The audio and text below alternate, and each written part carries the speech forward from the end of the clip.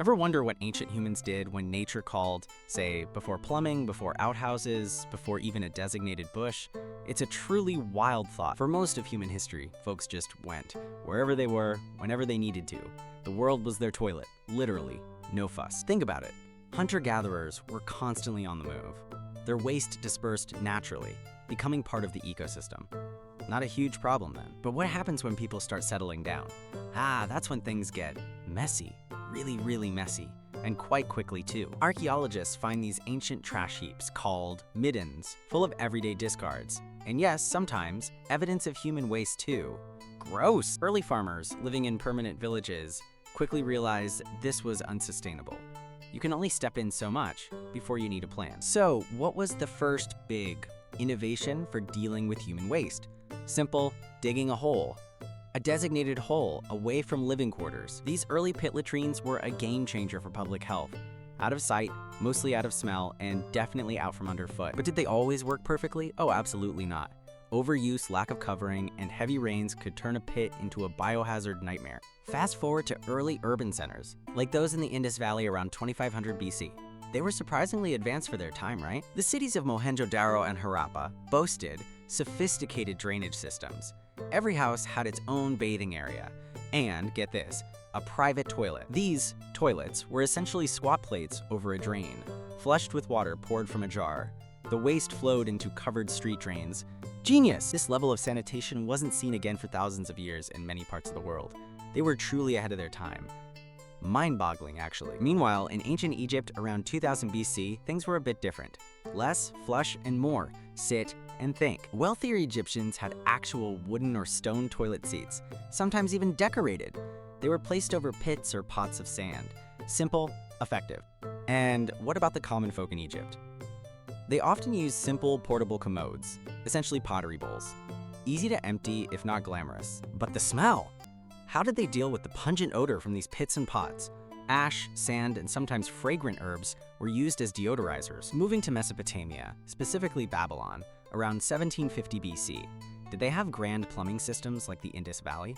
Not quite that fancy. Babylonians utilized clay pipes for drainage, though mostly for stormwater and kitchen waste. They had some of the earliest recorded sewers. For human waste, individual homes often had simple pits, but public latrines started appearing in larger settlements, a shared experience. Did ancient people understand germ theory? Nope. But they did recognize that bad smells often correlated with sickness. A good start, right? So the idea of separating waste from living areas was slowly taking hold. Basic sanitation was improving, step by painstaking step. Now, let's jump to ancient Greece, around 500 BC. They were known for philosophy and democracy, but what about their plumbing? Greeks developed public latrines, especially in cities like Athens. These were communal benches with holes, often flushed by running water. The water wasn't clean though. It was often wastewater from public baths, cleverly repurposed. Resourceful, but maybe not the freshest flush. And for cleaning themselves after? Sponges on sticks? Shared sponges, mind you. Yes, really.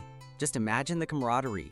Ew. Private homes in Greece still mostly relied on chamber pots, especially in wealthier households. Less communal, more personal bucket duty. The Romans, masters of engineering, took sanitation to a whole new level, right? Their sewers are legendary. The Cloaca Maxima, anyone? But even with their advanced aqueducts and sewers, not every Roman had a private toilet. Far from it, actually. Most relied on communal facilities. Roman public latrines were often grand, social affairs. Think marble seats, frescoes, and even philosophy discussions while doing your business. Classy, and those shared sponges on sticks? Still a thing, though some had individual sponges they carried. A slight upgrade, but still questionable. Wealthy Romans, nude Aidens have private latrines in their villas, often connected to the city's sewer system. The ultimate luxury, really. What about waste disposal in the vast Roman Empire outside the big cities? Simple pits and cesspools were still the norm for most citizens. After the fall of Rome, much of that advanced infrastructure was lost or fell into disrepair. Western Europe entered a sanitation dark age. Medieval castles, though impressive, weren't exactly bastions of hygiene. Their solution? Garderobes! Basically, stone chutes emptying into moats. Yes, a gargoyle might be inspired by these. The word garderobe originally meant a place to guard your robes from fleas. Think about that. For commoners in medieval towns, chamber pots were universal. And how were they emptied? Often right out the window into the street. Imagine walking down a busy street in London, 1300 AD. The stench, the slop, the general unpleasantness. It was a sensory overload. Who cleaned up all this mess? Gong farmers, or night soil men, were paid to empty cesspits. A truly terrible but essential job. It wasn't until the 16th century that Sir John Harington invented the first flush toilet for Queen Elizabeth I, a true royal innovation. But it was a one-off curiosity for centuries.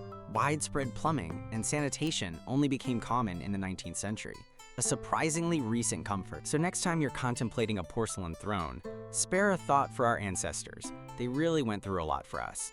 From discreetly wandering off into the woods to communal, sponge-on-a-stick situations, human waste management has quite the journey. It reminds us that even the most basic necessities evolved over millennia.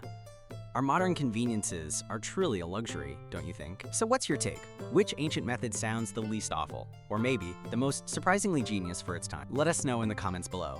We love hearing your wild historical insights, especially about the truly unglamorous stuff. If you found this deep dive into ancient facilities enlightening, make sure to hit that like button. It really helps us out.